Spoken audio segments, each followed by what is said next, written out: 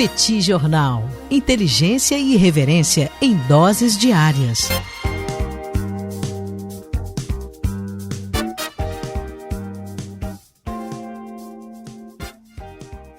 Olá, gente. Bem-vindos, bem-vindas ao Petit Jornal. Esse é o bate-papo número 1079. Estamos gravando numa live no YouTube do Petit Jornal. São exatamente 19 horas e 21 minutos da quarta-feira, 20 de maio de 2026. Cá está a dupla de costume, a dupla que você conhece de cor.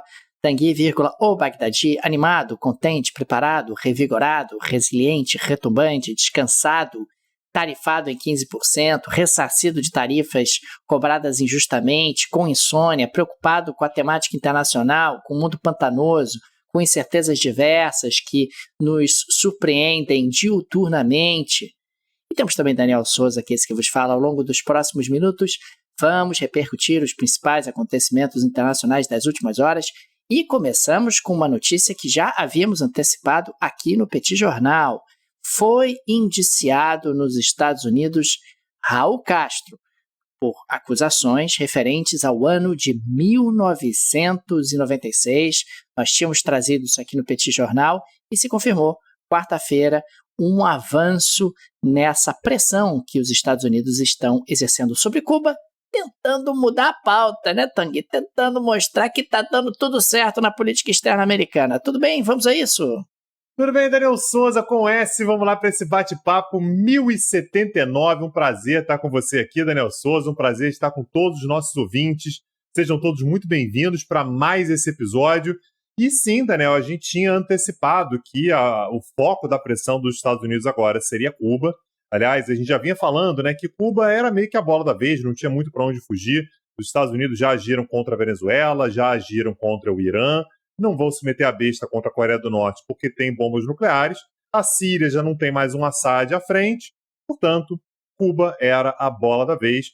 Então a gente já tinha alguns indícios de que isso aconteceria, e hoje, no dia 20 de maio de 2026, a gente teve o indiciamento do ex-presidente cubano, Raul Castro, irmão de Fidel Castro, né? Raul Castro nesse momento está com 94 anos, esse indiciamento foi referente a fatos ocorridos no ano de 1996. Eu queria, antes de mais nada, Daniel, também ressaltar o simbolismo do dia 20 de maio. 20 de maio é uma data que é lembrada em Cuba como 20 de maio de 1902, que foi o momento no qual você teve a criação da República de Cuba, que é o momento no qual acaba o protetorado, pelo menos formalmente, dos Estados Unidos sobre Cuba. O regime atual, né, o regime cubano, não reconhece, né, esse dia 20 de maio como um dia muito importante, porque a data comemorativa, de fato, faz referência a 1º de janeiro de 1959, quando acontece a Revolução Cubana, mas, de qualquer maneira, a gente tem aí uma data que, para os Estados Unidos, deveria ser uma data mais reconhecida em Cuba. Esse indiciamento, Daniel, referente ao ano de 1996, né, que foi levado a cabo pelo Departamento de Justiça dos Estados Unidos, faz referência a, como a gente falou, episódios ocorridos 30 anos atrás, lá em 1996. Naquele momento, Daniel, jatos militares de Cuba abateram 2 pequenas aeronaves que estavam sendo operadas pelos Hermanos al Resgate. Então, é uma organização de pilotos exilados, não, pilotos cubanos que estavam nos Estados Unidos, na Flórida, e eles pegavam aeronaves, iam até Cuba para tentar resgatar algumas pessoas e voltar para a Flórida. Era uma forma, naturalmente, de você incomodar o regime cubano, de você salvar pessoas da ilha, tirar pessoas que quisessem sair da ilha, e, naturalmente, de uma certa maneira, humilhar o regime cubano também. Essas aeronaves, Daniel, 2 delas foram abatidas pela Força Aérea cubana, 4 pessoas morreram, e desde então, portanto, tem uma ampla discussão sobre o que poderia ser feito. Os pilotos, inclusive, já foram indiciados anos atrás nos Estados Unidos, mas naturalmente estavam em Cuba, nada de mais sério aconteceu com eles, não foram julgados e nem condenados, uma vez que nunca pisaram nos Estados Unidos para serem julgados. Ao longo dos últimos anos, houve o entendimento de que os fatos aconteceram sobre águas internacionais e Cuba se defende dizendo que era uma agressão contra a soberania cubana. O Raul Castro, Daniel, ele está sendo indiciado por ser o líder do país naquele momento, ele era o ministro da Defesa, e, portanto, esse indiciamento recai sobre ele. Segundo o próprio Raul Castro, né, e pessoas ao seu redor, era uma ordem contínua. Então, não houve uma ordem específica para abater aquelas aeronaves. era uma ordem de defesa do espaço aéreo cubano e, portanto, não seria exatamente justo, né, fazer um indiciamento como esse. Agora, se trata exatamente do Raul Castro, né, Daniel? O Raul Castro já não é presidente de Cuba há algum tempo, é muito mais algo que recai sobre a herança, a memória da Revolução Cubana. Raul Castro, assim como seu irmão Fidel Castro, foi um dos revolucionários lá de 1959 e aponta exatamente para essa ampliação da pressão que os Estados Unidos começam a exercer sobre Cuba, voltam a exercer sobre Cuba. A gente teve, inclusive, Daniel, exatamente para reforçar essa pressão, um porta-aviões americano, o USS Nimitz, que chegou ao Caribe, ali nos arredores de Cuba, nessa quarta-feira, em meio a essa tensão do governo Trump com relação ao regime cubano. Tem uma série de indícios, Daniel, você falou sobre isso há pouco tempo, né, se o governo dos Estados Unidos estaria dialogando com alguém em Cuba, né, se haveria essa possibilidade de diálogo, mas, de qualquer maneira, não há qualquer tipo de perspectiva, pelo menos no curto prazo, de que esse diálogo ele se materialize em alguma negociação um pouco mais suave nessa relação entre Estados Unidos e Cuba, mas tem uma dimensão econômica também, né, Daniel, nessa relação, na maneira pela qual os Estados Unidos estão fazendo essa interface diante do governo cubano. Pois é, Tanguy, hoje nós tivemos um discurso do Marco Rubio, né, o secretário de Estado dos Estados Unidos. Inclusive, num determinado momento, ele celebra a data do dia 20 de maio, data essa que você fez referência há pouco, e que para os Estados Unidos, do ponto de vista americano, seria muito importante para marcar a relação entre os dois países. O discurso do Marco Rubio foi em espanhol perfeito, inclusive com vários toques ali de sotaque cubano, claramente falando para o público de Cuba. Ele destacou que os Estados Unidos ofereceram 100 milhões de dólares em remédios e alimentos a Cuba. Aliás, nós já havíamos trazido essa informação aqui no Petit Jornal, em função da visita do diretor da CIA, que já tinha feito essa oferta. E os itens precisam ser distribuídos pela Igreja Católica ou grupos de caridade, não por empresas do regime, segundo Marco Rubio. Lembrando que a Igreja Católica é muito forte em Cuba. Aliás, o Fidel Castro nunca entrou ali numa rota de colisão com a Igreja, como os soviéticos, por exemplo, entraram em alguns momentos.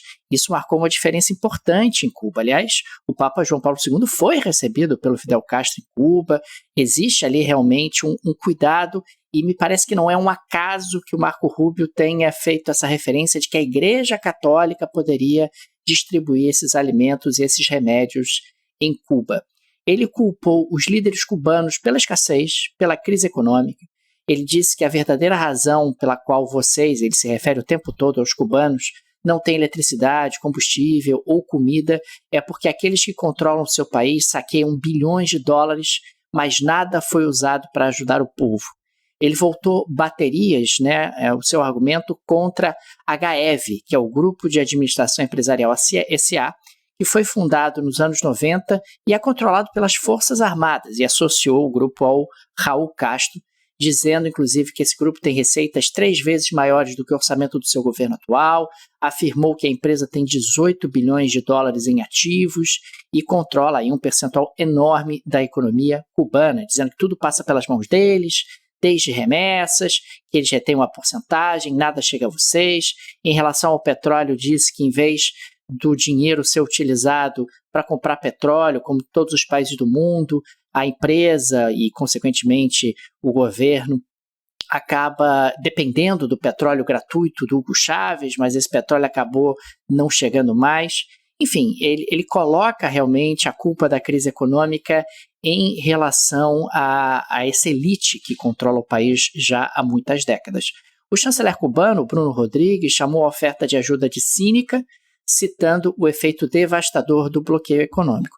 Acho que quando a gente tem essas disputas narrativas, Tanguy, normalmente os dois lados têm algum grau de verdade. Quer dizer, o embargo econômico é gravíssimo e o objetivo do embargo econômico sempre foi asfixiar a economia cubana com o objetivo de desestabilizar o regime, assim como existe uma elite em Cuba que acaba se beneficiando bastante dessa escassez e controlando recursos e muitas vezes tendo uma vida ali bastante confortável. Então você acaba tendo ali uma situação que mereceria um pouco mais de cuidado do ponto de vista analítico.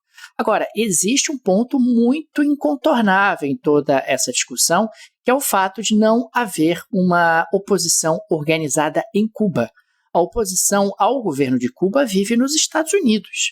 Então, se você quer derrubar o regime, você faz o quê? Porque você não tem ali uma oposição articulada, com uma presença na ilha, que teria a capacidade de alternativamente substituir o regime. Isso acontece, a bem da verdade, por conta de uma máquina de opressão da oposição que o regime construiu ao longo de décadas. O regime cubano foi muito eficiente em destruir a oposição, inclusive com sistemas de denúncia, com comitês populares, etc., com vizinhos denunciando vizinhos, e você tendo ali toda realmente um terror e um temor de você constituir qualquer tipo de rivalidade ou de contestação ao regime. Ou seja, não me parece que você poderia simplesmente colocar lá um exilado cubano para governar o país. Não faz sentido isso. E você não tem uma estrutura organizada na ilha também. Como é que faz? Eu quero virar o regime. Você vai fazer o quê? Vai ser um modelo venezuelano? Você vai arrumar um Adelcy Rodrigues e vai virar? Vai ser o Raulzito Castro? Vai ser alguém que você vai dialogar ali e vai colocar, e aí de repente você oferece para o Raulzito Castro, olha, eu posso tirar as acusações contra o seu avô, etc., a gente vira o regime a favor dos Estados Unidos. É muito difícil realmente saber o que pode ser feito. Agora, chama atenção essas informações que circulam na mídia americana de que Cuba estaria se preparando para atacar com drones a Flórida ou mesmo a base americana em Guantánamo. É quase como você criando ali uma série de potenciais justificativas para um eventual ataque. É quase como você criando ali uma forma de desestabilização do regime, tentando criar algum tipo de alternativa. O fato é que o foco claramente virou Cuba. Afinal, o Donald Trump precisa mudar a pauta, o Oriente Médio é um desastre, a guerra no Irã é um desastre, isso está gerando um derretimento da sua popularidade, isso é mensurável em pesquisa, ele está realmente tendo dificuldades nesse ano, que é ano de eleição nos Estados Unidos, midterm elections. Se os republicanos forem derrotados, ele pode virar um pato manco nos 2 anos seguintes. Então ele precisa de algo grande, até para mostrar que ele é um grande gestor em termos de política externa, e Cuba é algo muito próximo à realidade do americano médio, é algo muito compreensível para o americano, e é algo pessoal para o Marco Rubio. Claramente o Marco Rubio quer ter esse legado da sua passagem como secretário de Estado. E uma coisa que a gente tem que conceder pro Trump, né, Daniel, é que ele é um cara tão transparente nesse sentido que ele deixou de lado, inclusive, a hipocrisia. Os presidentes americanos, eles sempre falaram sobre Cuba como, não, estamos agindo em prol do povo cubano, os cubanos têm que melhorar de vida, é por isso que estamos fazendo isso tudo. A fala do Trump foi a seguinte, abro aspas, Cuba é um estado pária abrigando operações militares de inteligência e de terror estrangeiras hostis a apenas 90 milhas da pátria americana. É muito contestável, né, Daniel, se Cuba de fato tem esses planos todos, tem esse poder todo de ameaçar militarmente os Estados Unidos, e fica bastante claro, portanto, que é uma questão muito mais de apresentar algum tipo de resultado, né, de resolver grandes questões históricas da política externa americana, agir contra Maduro, agir contra os ayatolás no Irã, matei o líder supremo, agora eu vou agir contra Cuba, né? Então fazer disso tudo criar um histórico de um presidente que resolveu grandes questões da história da política externa americana. Isso se encaixa, né, Daniel, quando a gente fala sobre essa questão dos Estados Unidos com relação a Cuba, com relação ao Irã, se encaixa uma miríade de temas que nos impactam o tempo todo, né? Impacta a economia, impacta nas grandes decisões. E eu vou deixar aqui o convite, Daniel, da Fundação Getúlio Vargas, da FGV, que está lançando um workshop internacional Geopolítica para Líderes, o conflito entre potências e suas consequências no dia a dia. É a última chamada, tá, Daniel? As matrículas estão chegando ao fim, é por tempo limitado. São 24 horas a aula, com 4 sessões online ao vivo, no período noturno, e um dia de imersão presencial. Vai ter tanto em São Paulo quanto no Rio de Janeiro. A gente está falando sobre uma dinâmica bem intensa, né, Daniel, e que vai trazer uma série de instrumentos, de ferramentas, como, por exemplo, jogos de guerra, né? Como é que os jogos de guerra eles podem ser utilizados para fazer uma contraposição entre questões geopolíticas e a tomada de decisões, riscos e oportunidades, como é que eles podem ser visualizados, analisados, curto, médio e longo prazo. E a gente está falando sobre palestrantes de renome internacional, inclusive o professor Daniel Souza, que estará lá, né, nesse workshop. Não perde essa oportunidade não, o link está na descrição desse episódio. Aliás, é importante registrar, Tanguy, que os amigos e amigas do Pet Jornal têm 10% de desconto, condições especialíssimas. No link você tem acesso a um formulário onde você vai ter a oportunidade de registrar que chegou através do Pet Jornal e chegando através do Pet Jornal, você consegue 10% de desconto nesse workshop que acaba estando focado para líderes, para lideranças, uma forma realmente de preparar essas lideranças para esse novo cenário geopolítico internacional, com a chancela da FGV, com a qualidade da FGV, algo que realmente inclusive, é uma super oportunidade, nos envaidece bastante participar desse projeto junto com uma universidade como a FGV. Link no descritivo desse episódio. Aproveitem essa oportunidade e as condições especiais para os amigos e amigas do Petit Jornal. Agora corre, porque estamos nos últimos dias para as matrículas para esse workshop e todas as informações no link disponível. Daniel Souza, ontem a gente falou que foi só o Trump virar as costas lá na China e ir embora para os Estados Unidos que o Putin apareceu, né? Parece que estava só esperando ali na pista de pouso, na hora que o avião, o Air Force One do Trump levantasse voo, o aviãozinho do Putin desceu lá. E o objetivo, naturalmente, era tentar não apenas saber o que foi conversado, como é que foi e tal, tentar limitar qualquer tipo de dano que essa relação entre Trump e Xi Jinping pudesse causar à Rússia, como também assinar uma série de acordos. Pois bem, a visita acabou, né? Então a visita oficial ela durou 2 dias, né? Ontem e hoje, e a gente teve uma declaração conjunta com 9.935 palavras, uma declaração conjunta bastante grande, e os dois se orgulharam bastante, Daniel, de assinarem mais de 20 acordos bilaterais. Mas quando você fala 20 acordos bilaterais, você vai imaginar tanto temas muito pertinentes, né, muito concretos para a realidade atual. Então, a gente está falando sobre questões relacionadas a normas sanitárias, cooperação em energia nuclear, agências estatais de notícias, até alguns outros, Daniel, que estão lá, contam lá como alguns dos 20 acordos, como preservação dos tigres de Amur, dos pandas gigantes e dos macacos de nariz arrebitado. Com toda a importância que tem, claro, né? São questões ambientais importantes, mas a gente não está falando exatamente sobre temas geopolíticos, né? Da maneira como a gente poderia imaginar. A impressão que deu, Daniel, eu queria te ouvir sobre isso também, é que houve uma tentativa de dar uma enchida na pauta. Não, a pauta, nossa mãe do céu, falamos sobre tudo, tivemos um monte de assunto, e aliás, uma das pautas mais importantes foi falar mal do Trump, tá? Então Xi Jinping estava lá recebendo o Trump, Trump meu amigo, tá aqui, minha residência oficial. Foi o Trump virar as costas que os dois começaram a falar mal dele, criticaram duramente o projeto do Golden Dome. A gente falou bastante sobre o Golden Dome aqui no ano passado, naquele projeto que é de criar um sistema de segurança aérea abrangendo todo o território dos Estados Unidos, que cria, segundo os Estados Unidos, uma invulnerabilidade, né? Então mísseis não conseguiriam atingir o território americano, o que é visto na segurança internacional como um problema, porque você gera uma invulnerabilidade grande demais. Se você é invulnerável em excesso, você pode se tornar um pouco mais audacioso ao atacar os outros. Eu vou atacar os outros não vão conseguir me atacar. Eu tenho um incentivo, portanto, ao ataque. Então, tanto Putin quanto Xi Jinping criticaram abertamente o plano de defesa antimísseis dos Estados Unidos, criticaram também o fato de que o Trump não se esforçou o suficiente para permanecer com um tratado relacionado aos arsenais nucleares que tinha com a Rússia. Esse acordo expirou. A bem da verdade, a Rússia também não fez um esforço muito grande para seguir com o acordo, mas os dois criticaram bastante os Estados Unidos.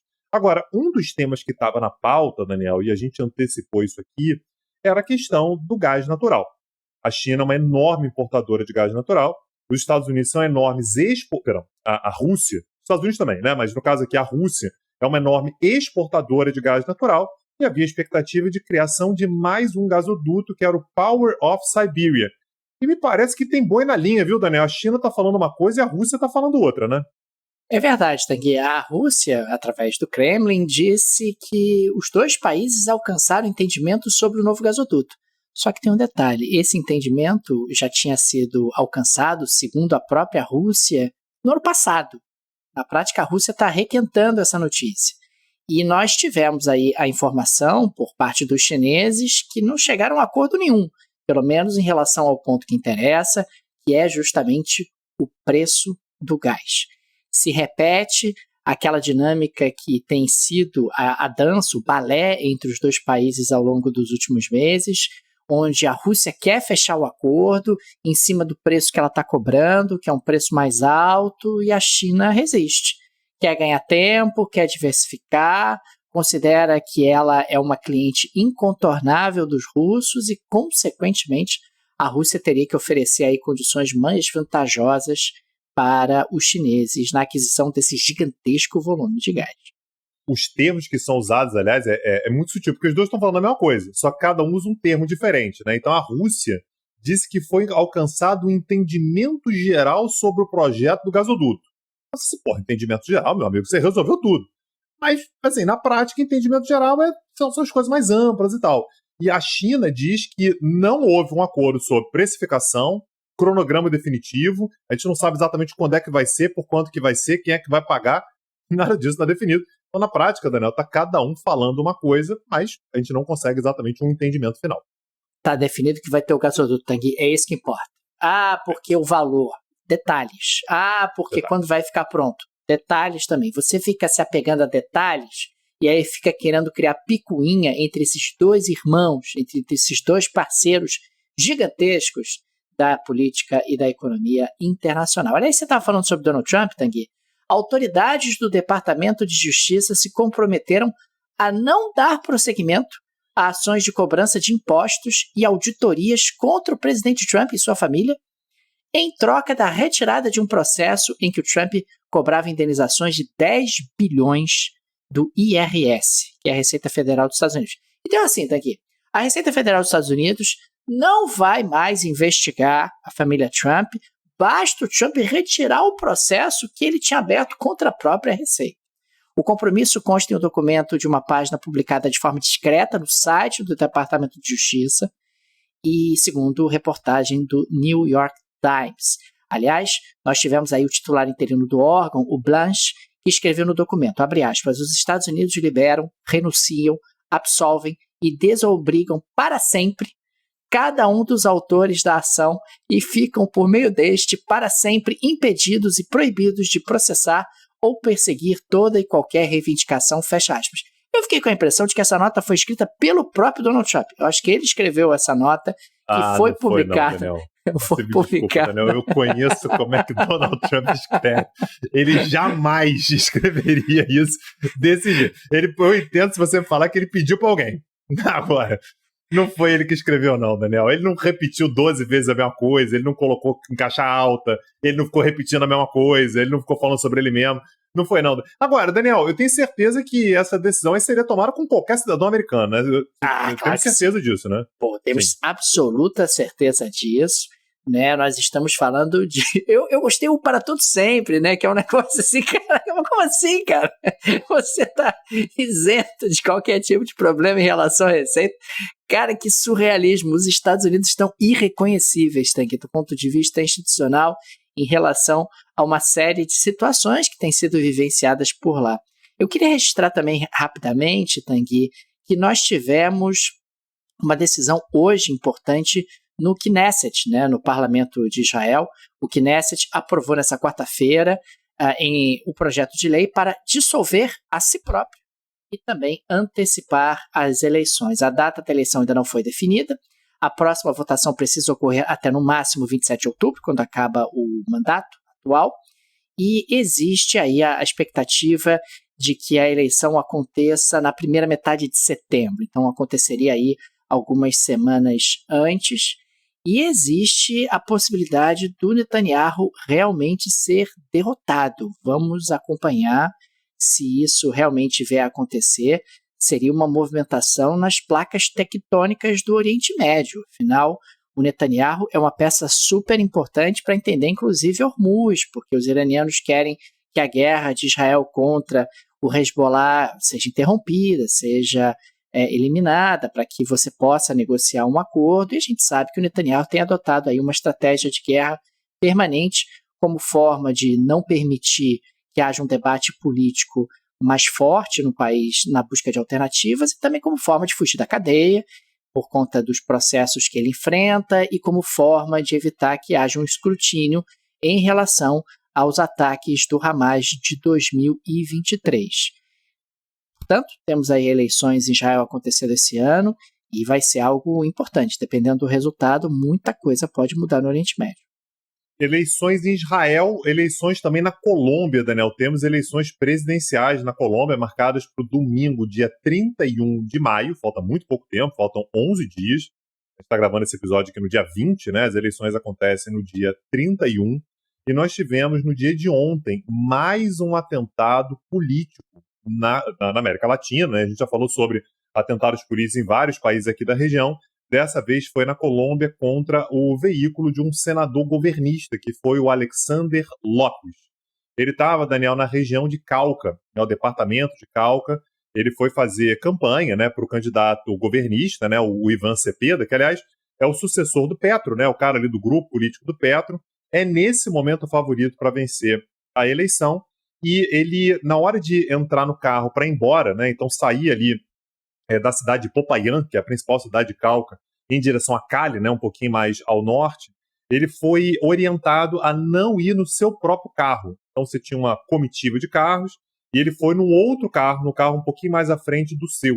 E o carro dele, né, como esperado, né, como se imaginava que poderia acontecer, foi emboscado, sofreu uma série de tiros. Como ele não estava nesse carro, ele conseguiu escapar, então ele escapou ileso.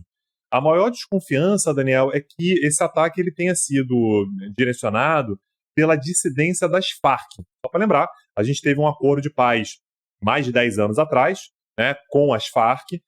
Então, a ideia era exatamente você tentar desmobilizar a estrutura da guerra civil, e as Farc aceitaram. Tanto é que as Farc atualmente são um partido político, tem representação no parlamento, que é muito discutível internamente, mas está lá, é uma forma de que você teve de pacificar as Farc. Só que você teve uma dissidência das Farc, uma galera que não aceitou, então que manteve as ações militares, as ações de guerrilha contra o governo. A preocupação é que, com uma eventual vitória do Cepeda, que é o sucessor do Petro, você tem a manutenção da ideia de uma desmobilização das guerrilhas, né? Entre elas, portanto, essa dissidência das Farc. Então a gente teve esse atentado, mais uma vez, nada aconteceu com o senador, né? Mas de qualquer maneira, isso demonstra uma insegurança que há muito grande quando a gente fala sobre aspecto político.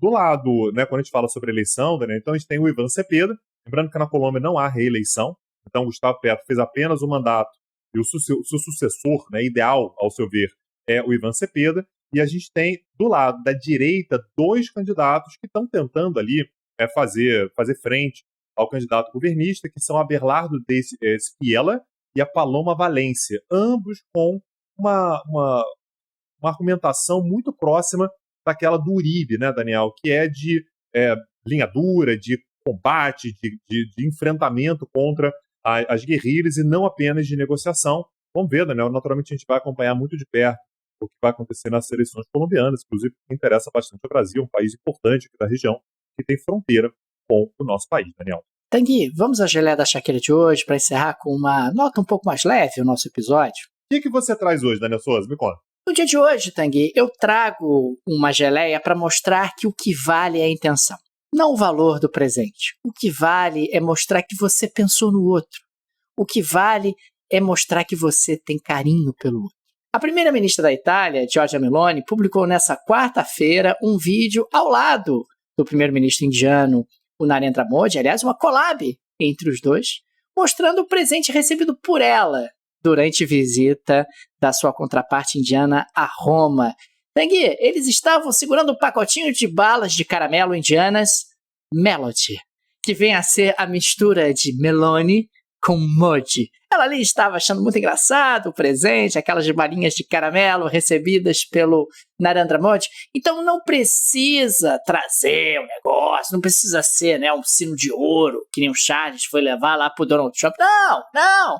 Tem que ser uma coisa com significado, tem que ser uma coisa com delicadeza, com sentimento. É isso que importa, Tanguy. Então fica aí a dica, você que está precisando comprar um presente, pense com carinho no presente, pense no outro, algo que vai conquistar o coração do outro e vai atingir realmente o objetivo final, que é a busca de uma aproximação, no caso, entre Itália e Índia.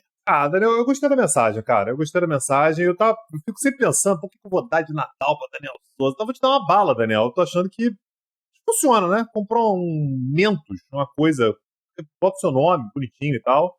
Eu acho que vai ficar legal. Funciona? Vai ficar feliz? Tem que ter um significado. Mentos não serve, tá. Tem que ser uma coisa mais... uma coisa que possa fazer algum sentido, no caso, né? Não pode ser uma coisa aleatória. Você não pode passar assim, aleatório não serve. Enfim. Tá bom. Vou pensar direitinho, prometo que vou pensar com carinho como é que eu vou fazer para te dar um Mentos que te deixe feliz. Daniel Souza, dessa maneira a gente chega ao fim do nosso episódio. Muito obrigado a você que nos acompanha, muito obrigado a você que está junto com a gente. Queria deixar aqui o convite, Daniel, para o pessoal conhecer o nosso projeto, que é o Petit Curso. A gente vai começar na próxima semana um curso sobre a outra margem do Golfo, né? Os países do Golfo Pérsico, que estão ali no meio do tiroteio, Daniel, e sobre os quais a gente sabe pouco ainda, né? Então, saber um pouquinho mais sobre Catar, Bahrein, Kuwait, né? São países que têm uma importância grande quando a gente fala sobre aquele cenário. São países importantes quando a gente fala sobre produção de energia, mas acho importante a gente saber um pouco mais sobre a sua história. E não é só isso, né, Daniel? Quando você assina o Petit Curso, você passa a ter acesso a toda a plataforma, todas as aulas que estão lá.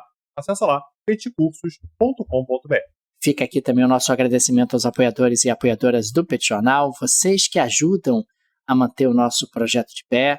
Fica aqui nosso abraço, nosso carinho, nosso muito obrigado a cada um de vocês. O Petit é uma mídia pequena, um produto digital artesanal e por isso precisamos demais da ajuda de nossos apoiadores, a quem agradecemos enormemente. E fica também o convite, você que gosta do nosso projeto, se ele faz diferença na sua rotina, considere nos apoiar. No descritivo desse episódio tem várias alternativas, tem a chave Pix, que é uma forma prática, instantânea de apoiar o Petit Jornal. Tem também o link do Apoia-se, o link do Patreon. Tenho certeza que uma dessas alternativas será confortável para você. Aliás, dá até para ativar o Pix recorrente com a chave Pix que está no descritivo desse episódio. É isso, Daniel Souza. Amanhã estamos de volta. Um abraço, até a próxima. Valeu. Tchau, tchau.